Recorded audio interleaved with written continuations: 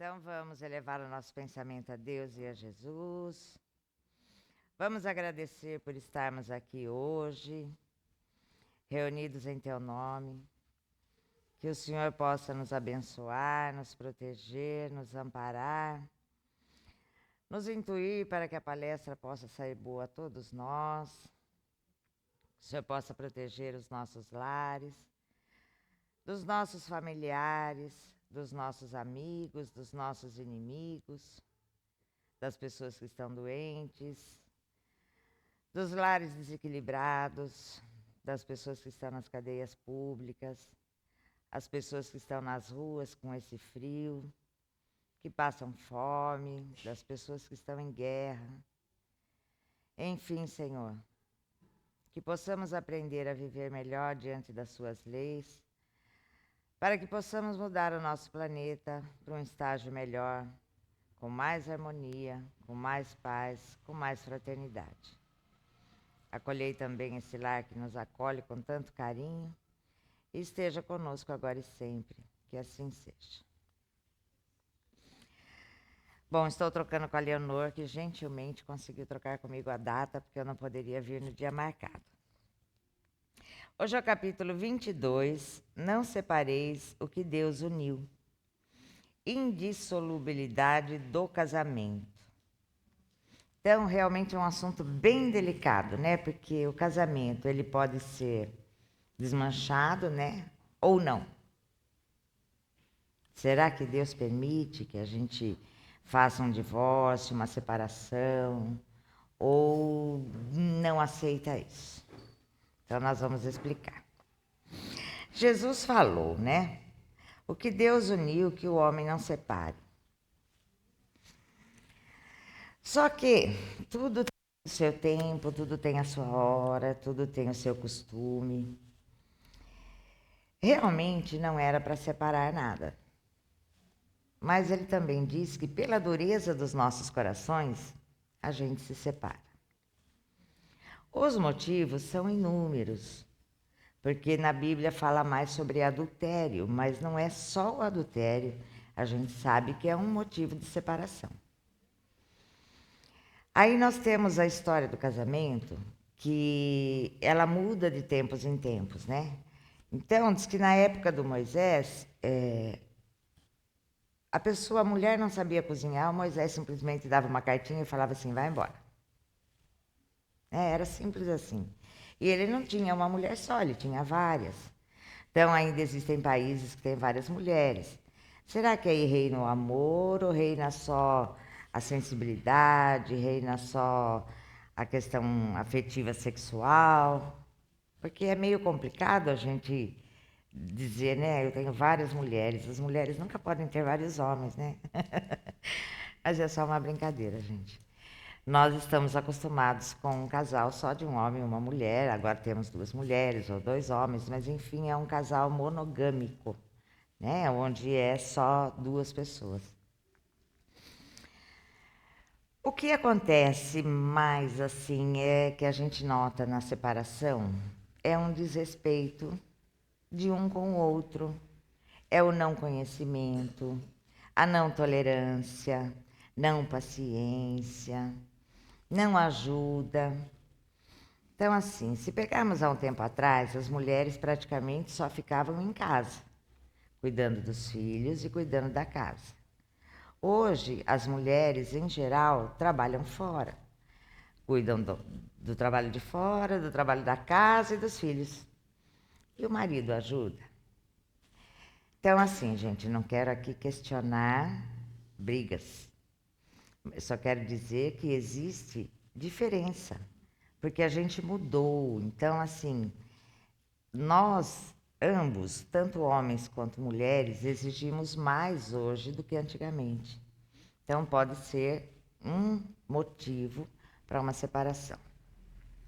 Mas o texto diz assim: nada é imutável a não ser o que vem de Deus. Toda obra que é dos homens está sujeita a mudanças. As leis da natureza são as mesmas em todos os tempos e em todos os países.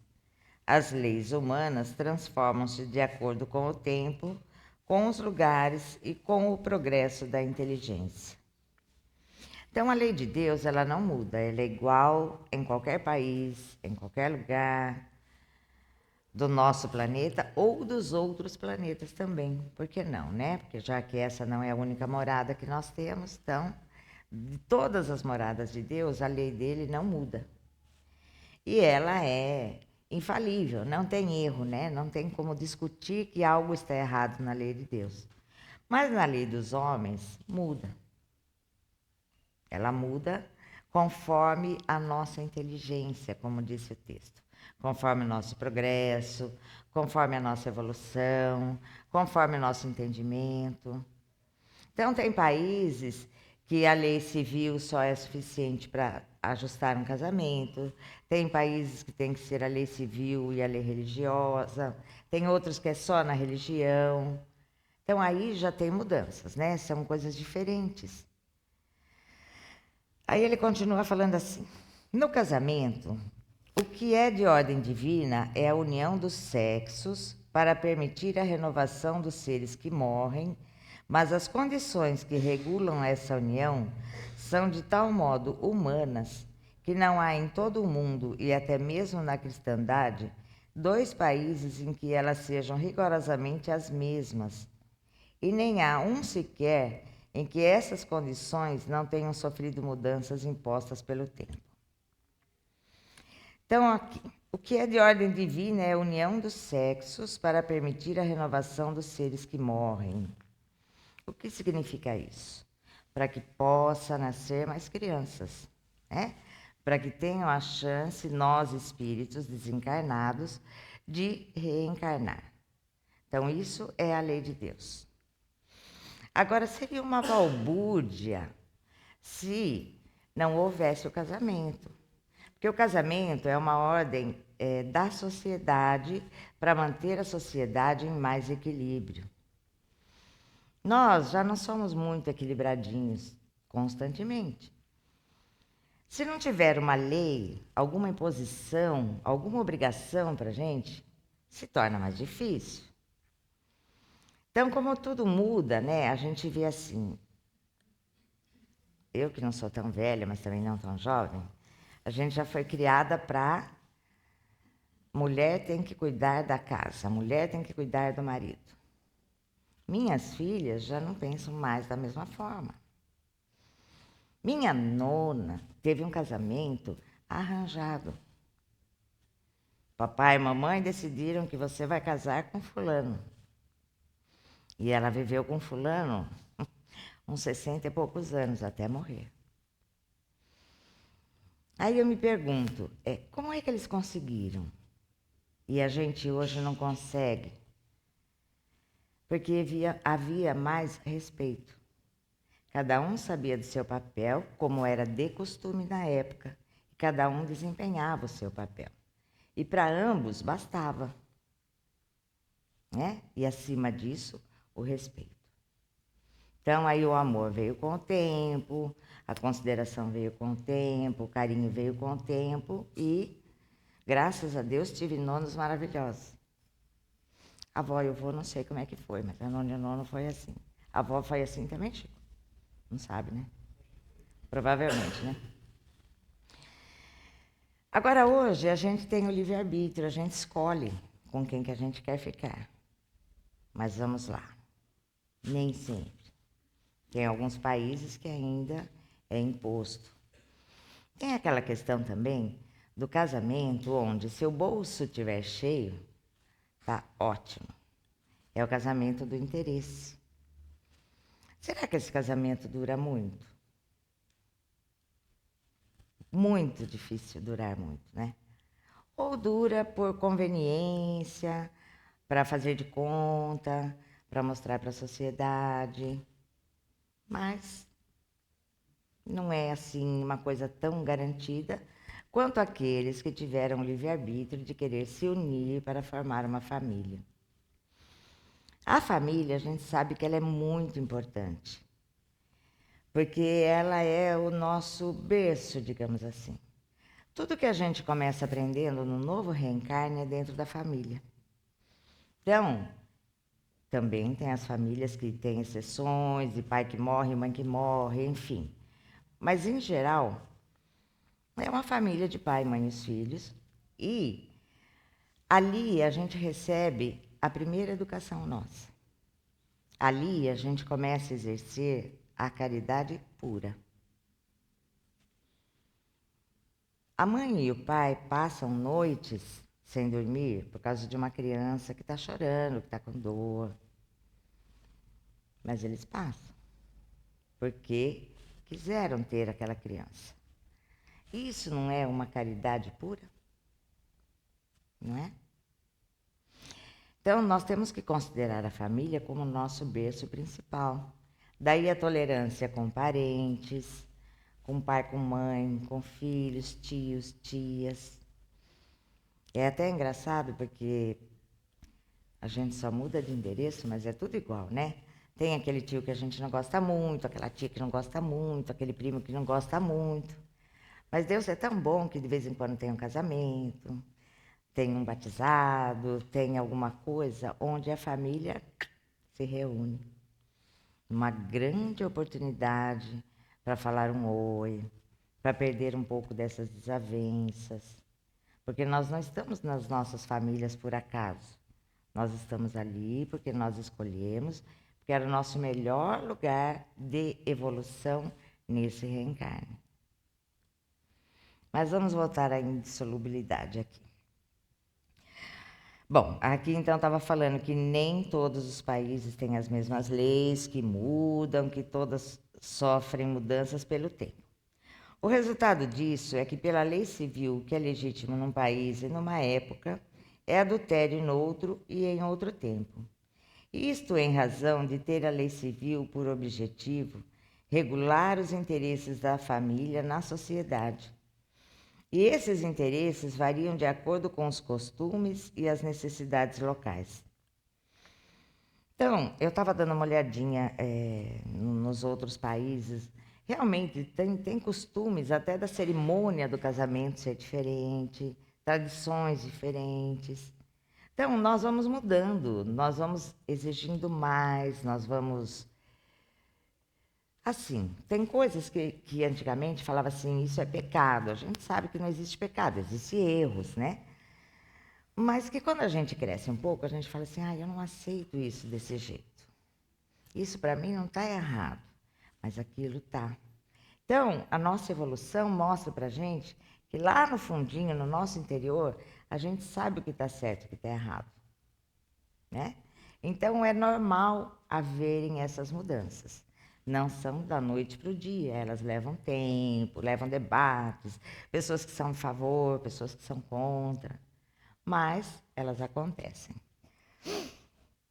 Assim é, por exemplo, que em certos países apenas o casamento religioso é legítimo e em outros é preciso acrescentar-lhe o casamento civil e em outros, enfim, o casamento civil é o bastante. Bom, aqui eu já falei, tenho mais uns minutinhos, vamos lá. O que é mais importante para Deus, para a nossa evolução? O mais importante é a gente ser caridoso. Vamos substituir essa palavra caridoso por amor. Então, o mais importante para a gente é aprender a amar. Quando nós convivemos com outra pessoa, naturalmente ela é diferente da gente. Ela vem de outra família, de outra educação, ela tem outros hábitos, outros costumes. E aí, então, precisa haver uma conversação entre o casal para se habituar às coisas novas, né? Para se acostumar com as coisas novas, que não é fácil. Então, acima de tudo, o que Deus pede para a gente é que a gente ame. Ame. Como estamos falando do casamento, vamos colocar em primeiro lugar o cônjuge. Mas não é só o cônjuge, né? São os filhos, são os tios, são os amigos, são os vizinhos. Então, o que é essencial para Deus é a lei do amor. E a lei do amor inclui tudo isso, que é a caridade, né? É a tolerância, a paciência, dedicação. Porque se eu não consigo fazer isso nem dentro da minha casa, Como é que eu vou fazer isso fora de casa? Então é ali realmente que eu aprendo as coisas. Agora, o tema é indissolubilidade do casamento. Deus permite que a gente se separe? Sim, sim. Nós temos um livro chamado A Esperança, e lá ele nos fala sobre, todas as estrofezinhas fala do que a gente vai exercer com o próximo. Resumindo tudo, é a lei do amor. Né? Resumindo tudo isso daí, é a lei do amor. E fala também sobre o reencarne, que a gente assume compromissos antes de vir aqui com as pessoas que a gente vai conviver. Então, às vezes, aquela pessoa que está com a gente, que a gente não consegue conviver de forma alguma, foi um compromisso que a gente assumiu. Mas daí fala assim, e aí, Maria, o que eu vou fazer agora? Eu assumi o compromisso, eu não consigo viver, minha vida é terrível, eu não consigo tratar bem. O que será que é melhor? É melhor eu me separar ou viver numa vida dessas, onde os que estão comigo, não só a pessoa, mas os demais, também sofrem as consequências de uma amargura da gente, não é? Pode se separar. Se é um compromisso anterior e eu não conseguir exercer, eu vou ter próximos reencarnes. Se eles serão melhores ou piores, vai depender de mim. Porque a gente sabe que se a gente evolui, muitas coisas que nos ofendem hoje, que nos maltratam hoje, vão deixar de maltratar, vão deixar de nos ofender. Porque a nossa evolução faz com que a gente consiga isso. Então, hoje, alguma coisa que nos ofende, que nos maltrata muito, se a gente evoluir, amanhã depois a gente vai ouvir e não vai dar nem trela para aquilo. Porque a evolução faz isso com a gente. Então, por que nós temos que, acima de tudo, aprender a amar? Porque se eu aprender a amar, eu vou ter uma vida muito mais feliz. Muito mais feliz. Já nesse reencarne, no próximo reencarne, na vida espiritual. É tudo o que Deus pede para a gente. Coloca a caridade, porque a palavra amor é deturpada pela gente, né? A palavra amor, já tem gente que fala em sexo, já pensa em outras coisas. Não. É fazer ao outro o que gostaríamos que fizessem para nós mesmos. Não é fácil, mas também não é impossível. Um dia de cada vez e a gente vai conseguindo. A doutrina nos esclarece bastante, o evangelho ele nos traz bastante orientação de vida, do que está certo, do que está errado, porque a gente estuda a doutrina espírita, a gente vai ver lá o livro dos espíritos, tem muita coisa que a gente fala, nossa, como eu estou longe, como eu estou distante. Mas aí temos o evangelho vem para ensinar o que a gente tem que fazer. E é de uma forma clara, de uma forma objetiva, de uma forma gostosa de ler, que consola demais a gente. Então vamos seguir o Evangelho, né? Estudando todas as obras de Kardec. O Evangelho, não que ele seja o principal, mas ele talvez seja o mais consolador. É uma norma de vida onde não existe uma ordem, mas existe uma orientação, certo? Que consola, que ampara todos nós. Gente, era isso. Uma boa noite a todos. Vamos nos manter em silêncio para que o passe possa fluir da melhor forma possível, em oração, porque se com um orando já é bom, que dirá com todos fazendo uma prece. Então, se torna muito maior, né? Então, muito obrigada, tenham uma boa semana.